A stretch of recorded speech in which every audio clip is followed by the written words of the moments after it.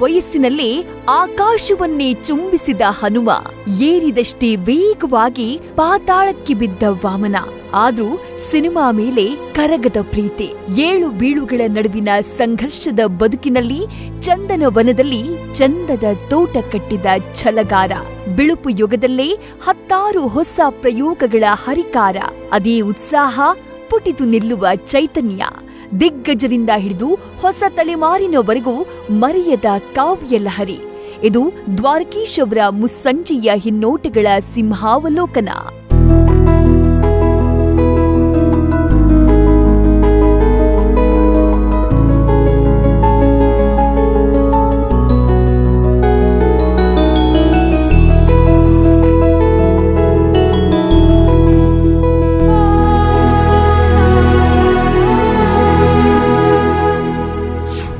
ಸೋಲಿಗೆ ಹೆಗಲು ಕೊಟ್ಟು ಗೆಲುವಿನತ್ತ ಜೀಕಿದ ಈ ಕುಳ್ಳ ಸತತ ಸೋಲುಗಳ ನಡುವೆ ಒಂದು ಬೆಳ್ಳಿ ಕಿರಣದಿಂದ ಪುಳಕಿತಗೊಂಡು ಮತ್ತೆ ನಕ್ಕು ನಗಿಸಿದವರು. ಅವರದ್ದು ಬದುಕಿನುದ್ದಕ್ಕೂ ಕೊನೆಯಾಗದ ಅನುಭವ ಗಾಥೆ.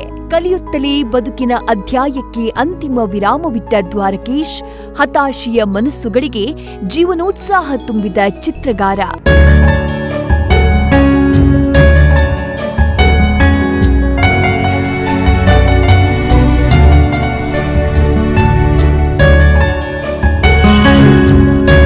ಬಂಗಲೆ ಶಾಮರಾವ್ ದ್ವಾರಕನಾಥ್.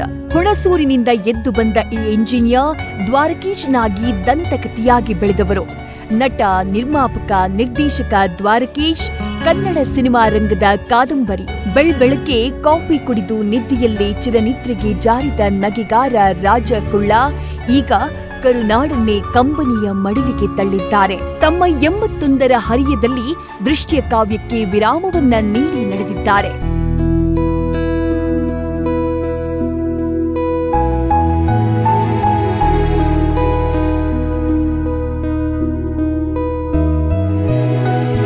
ಶಾಲೆಯಲ್ಲೇ ದ್ವಾರಕೀಶ್ ಮನದಲ್ಲಿ ಯಾವಾಗ್ಲೂ ಸಿನಿಮಾ ಕನಸು ತುಂಬಿ ತುಳುಕ್ತಾ ಇತ್ತು. ಸಿ.ವಿ. ಶಂಕರ್ ನಿರ್ದೇಶನದ ವೀರ ಸಂಕಲ್ಪದಲ್ಲಿ ದ್ವಾರಕೀಶ್ ಮೊದಲ ಬಾರಿ ಬಣ್ಣದಲ್ಲಿ ಮಿಂದಿದ್ರು. ನೆಗೆಟಿವ್ ಅಂಶಗಳನ್ನ ತಾವೇ ಅಣುಕು ಮಾಡಿಕೊಳ್ತಾ ಅದನ್ನೇ ಪಾಸಿಟಿವ್ ಶಕ್ತಿಯನ್ನಾಗಿ ಮಾಡ್ಕೊಂಡ್ಮೇಲೆ ಬಂದ್ರು.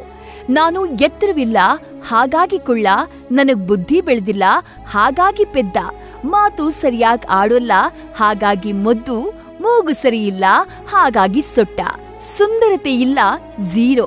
ಹೀಗೆ ತಮ್ಮನ್ನ ತಾವೇ ಗುರುತಿಸಿಕೊಂಡು ಮೆಟ್ಟಿಲು ಹತ್ತಿದ್ರು.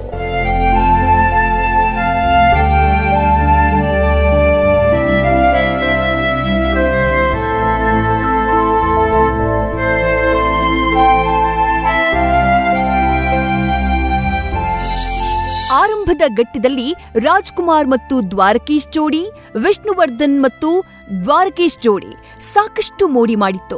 ಚಿತ್ರರಂಗಕ್ಕೆ ಬಂದ 3-4 ವರ್ಷಗಳಲ್ಲೇ ಸಿನಿಮಾ ನಿರ್ಮಾಣ ಸಾಹಸಕ್ಕೂ ದ್ವಾರಕೀಶ್ ಕೈ ಹಾಕಿದ್ರು. ಮೇಯರ್ ಮುತ್ತಣ್ಣ ಚಿತ್ರದ ಅವರ ನಿರ್ಮಾಣ ಸಿದ್ದಲಿಂಗಯ್ಯ ಅಂತಹ ಶ್ರೇಷ್ಠ ಚಿತ್ರ ನಿರ್ದೇಶಕರನ್ನ ಚಿತ್ರರಂಗಕ್ಕೆ ಪರಿಚಯ ಮಾಡಿಕೊಡ್ತು.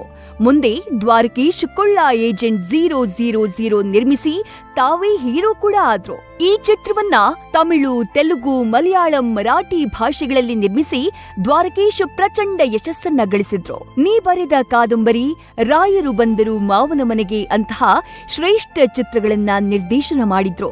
ಇವತ್ತು ಸಂಗೀತ ನಿರ್ದೇಶಕ ಎ.ಆರ್. ರೆಹಮಾನ್ ಹೆಸರು ಕೇಳಿದವರೇ ಇಲ್ಲ. ಅಂತಹ ಎ.ಆರ್. ರೆಹಮಾನ್ ಕೂಡ ನೀ ಬರೆದ ಕಾದಂಬರಿಗೆ ಕೆಲಸ ಮಾಡಿದ್ರು.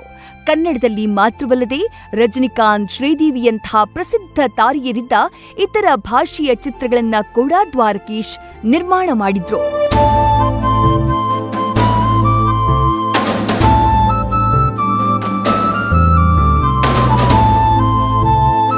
ದ್ವಾರಕೀಶ್ ಚಿತ್ರರಂಗದಲ್ಲಿ ಗೆದ್ದಿದ್ದಾರೆ, ಸೋತಿದ್ದಾರೆ, ಹಲವೊಮ್ಮೆ ವಿಚಿತ್ರವಾಗಿಯೂ ಕಂಡಿದ್ದಾರೆ.